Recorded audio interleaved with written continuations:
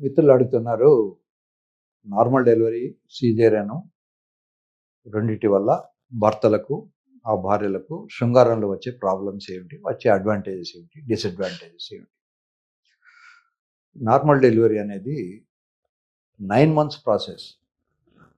9 నెలలు నిండిన తర్వాత నొప్పులు వచ్చి బయటికి రావడం అనేది మనకు కనిపించే విషయం. కానీ భగవంతుడు ఏం చేస్తాడంటే, ఈ 9 నెలలు కూడా స్లోగా బాడీని అడ్జస్ట్ చేస్తాడు మదర్‌ను.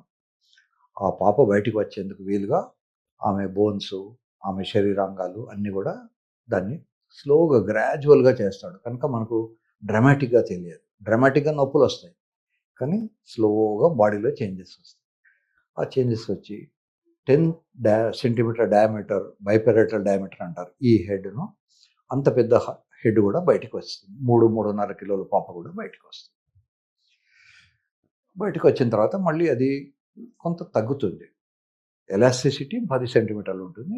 డెలివరీ అయిపోయిన తర్వాత మళ్ళీ దగ్గరికి వస్తుంది. సిజేరియన్ అప్పుడు ఏమిటంటే పైన పుట్ట కోస్తాం కనుక దీంట్లో ఇన్ని చేంజెస్ ఉండవు. కానీ దీంట్లో కూడా చేంజెస్ ఉంటాయి. భగవంతుడికి మనం సిజేరియన్ చేస్తాము, చేయము అని ఉండదు కనుక భగవంతుడు ప్రతి తల్లిని కూడా నార్మల్ డెలివరీకి తయారు చేసి పెడతాడు 9 మంత్స్. ఇప్పుడు సిజేరియన్ అనేది మనం 7 నెలలకు 6 నెలలకు చేయము. 9 నెలలు అయిన తర్వాత డేట్ వచ్చిన తర్వాతే చేస్తాం. జస్ట్ ఒక్కోసారి నొప్పులు వచ్చినప్పుడే చేస్తాం. ఆ పర్టికులర్ తల అందులోంచి రాదేమో, పాప చెడిపోతుందేమో అనుకున్నప్పుడే సర్జరీ చేస్తాం. సిజేరియన్ అయినా, సిజేరియన్ చేయకపోయినా అమ్మాయిలో మార్పులు వస్తాయి. అయితే వీడికి ఒక సైకలాజికల్గా సిజేరియన్ అయింది కనుక కింద డిస్టర్బ్ కాలేదు, నార్మల్ డెలివరీ అయితే డిస్టర్బ్ అయింది అన్న అపోహ మాత్రమే. కానీ నిజానికి భగవంతుడు ఈవెన్ సిజేరియన్ అయిన అమ్మాయి కూడా మిగతా అన్ని శరీరంలో ఏమేమి మార్పులు చేసి పెట్టాలో అన్నీ చేసి పెడతాడు. కనుక అదొక గొప్ప సృష్టి.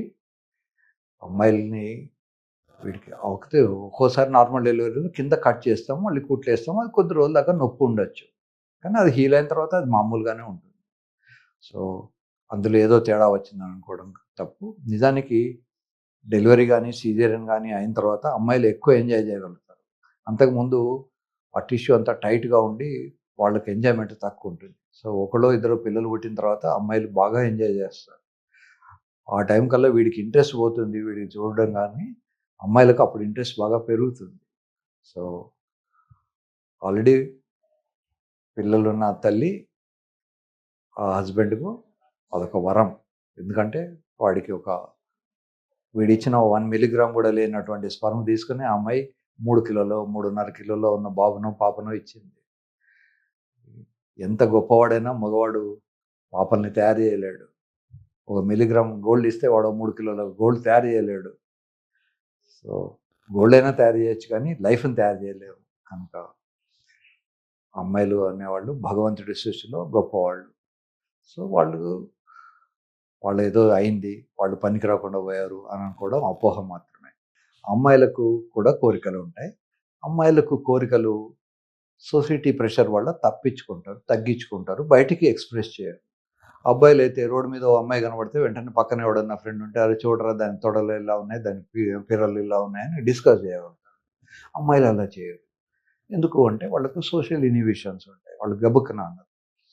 సో అమ్మాయిలకు కోరిక రావాలనుకుంటే కొంచెం పెట్రోమాక్స్ లాగా 5-10 నిమిషాలు అయితే కానీ వాళ్ళకు రాదు. అబ్బాయిలకి ఏమిటంటే ఎలక్ట్రికల్ బల్బ్ లాగా స్విచ్ చేయగానే వస్తుంది. ట్యూబ్లైట్ కూడా కాదు, మామూలు బల్బే. వీడికి సిటీ బస్సులో ప్రయాణం చేస్తుంటే అమ్మాయి దుపట్టా మీద వేసుకునే గుడ్డ ముక్క చేతికి తగిలినప్పుడు వీడికి ఎరెక్షన్ వస్తుంది. ఆ అమ్మాయి ఎవరో తెలియదు, ఆ గుడ్డ ఏమిటో తెలియదు, అయినా కూడా వీడికి వస్తుంది. సో అబ్బాయిలకు ఈ థ్రెషోల్డ్ తక్కువ ఉంటుంది, అమ్మాయిలకు కొంచెం థ్రెషోల్డ్ ఎక్కువ ఉంటుంది. తర్వాత ఏ వయసు వాళ్ళకైనా కూడా కోరికలు ఉంటాయి. ముఖ్యంగా కోరికలు వాళ్ళకు మెన్స్ట్రువల్ సైకిల్ మీద డిపెండ్ అయి ఉంటాయి. మొదటి 15 రోజుల్లో వాళ్ళకు కోరికలు ఎక్కువ ఉంటాయి, లాస్ట్ 15 రోజులు కొంచెం కోరికలు తక్కువ ఉంటాయి. అప్పుడు వాళ్ళకి హార్మోన్స్ అవి తేడాలు ఉంటాయి. తర్వాత చాలామంది అనుకుంటారు మెన్స్ట్రువల్ సైకిల్ ఆగిపోయింది, మంత్లీ ఆగిపోయింది కనుక ఈమె కోరికలు లేవు అని. వాళ్ళకి అప్పుడు కోరికలు పెరిగే అవకాశం ఉంటాయి. ప్రతి వ్యక్తిలో కూడా ఫిమేల్ హార్మోన్స్, మేల్ హార్మోన్స్ రెండూ ఉంటాయి. ఆడవాళ్లకు ఫిమేల్ హార్మోన్స్ ఎక్కువ ఉంటాయి, మేల్ హార్మోన్స్ తక్కువ ఉంటాయి. ఈ మంత్లీ సైకిల్ ఆగిపోయిన తర్వాత మేల్ హార్మోన్స్ కొంచెం ఎక్కువైపోతాయి, లేదా ఫిమేల్ హార్మోన్స్ తగ్గిపోతాయి. కనుక వాటి బ్యాలెన్స్లో మేల్ హార్మోన్స్ ఎక్కువైపోవడం వల్ల వాళ్ళ కోరికలు కొంతమందికి పెరుగుతాయి మంత్లీ సైకిల్ ఆగిపోయిన తర్వాత. మగవాళ్ళకి ఏమిటంటే మేల్ హార్మోన్స్, ఫీమేల్ హార్మోన్స్ 2 ఉంటాయి. మేల్ హార్మోన్స్ వీడికి 40, 45 ఏళ్ళు వచ్చేసరికి తగ్గిపోతాయి. కనుక వీడు మోర్ ఆఫ్ ఎద్దు టైప్ అవుతాడు. కోడే ఉన్నాడు కాస్త ఎద్దయిపోతాడు. సో వీడికి మేల్ హార్మోన్స్ కన్నా ఫీమేల్ హార్మోన్స్ డామినేట్ ఎక్కువైపోతుంది. అందుకనే మగవాళ్ళు డొసైల్‌గా అయిపోవడము, తర్వాత నెమ్మదిగా మాట్లాడడము, చాలా డీసెంట్‌గా ఉండడము, ఇవన్నీ ఫీమేల్ లక్షణాలు. మగవాళ్ళ లక్షణాలు హార్ష్‌గా ఉండడము, అవసరమైతే యుద్ధం చేయడము, అవసరమైతే హంట్ చేయడము, రన్ చేయడము, ఇవన్నీ మగ లక్షణాలు. సో మనం సొసైటీలో వాటిని కొంచెం మార్చుకొని, వాటిని కంప్రెస్ చేసి, వాటిని ఇది చేసి, ఎవడైతే డొసైల్‌గా ఉన్నాడో వాడు జెంటిల్‌మెన్ అని, వాడు జెంటిల్‌మెన్ కాదు నిజానికి. మగవాడంటే, మగతనం అంటేనే రఫియన్. సో గట్టిగా ఉండాలి, శారీరకంగా గట్టిగా ఉండాలి, మానసికంగా గట్టిగా ఉండాలి. వాడి బిహేవియర్ కూడా, వాడి గొంతు, వాడి మాట్లాడే పద్ధతి, వాడి ability to solve the problems, everything is మ్యాన్లీగా ఉండాలి. సో మనం దాన్ని మార్చేసుకొని జెంటిల్ చేసేసి, జెంటిల్‌మెన్ చేసి, వాడికి పైనుంచి కింది దాకా బట్టలేసుకోవాలి. అమ్మాయి ఎంత బట్టలు తక్కువ కట్టుకుంటే అమ్మాయి అంత మోడర్న్. అబ్బాయిలు ఎంత బట్టలు తక్కువ కట్టుకుంటే వాడు అన్‌సోషల్, అన్‌సివిలైజ్డ్. కనుక మగవాడనేవాడు పైనుంచి ఈ బటన్ పెట్టుకోవాలి, దీనికో టై కూడా కట్టుకోవాలి, కాళ్ళకు సాక్స్ వేసుకోవాలి, ఫుల్ హ్యాండ్స్ షర్ట్ వేసుకోవాలి, ఇన్‌షర్ట్ వేసుకోవాలి. వాడి శరీరంలో ఎక్కడా కూడా ఒక ఇంచు బాడీ కనబడకూడదు. వాడు మాత్రమే జెంటిల్‌మ్యాన్. సో ఇవన్నీ మనం పెట్టుకున్నటువంటి సోషల్ రిస్ట్రిక్షన్స్.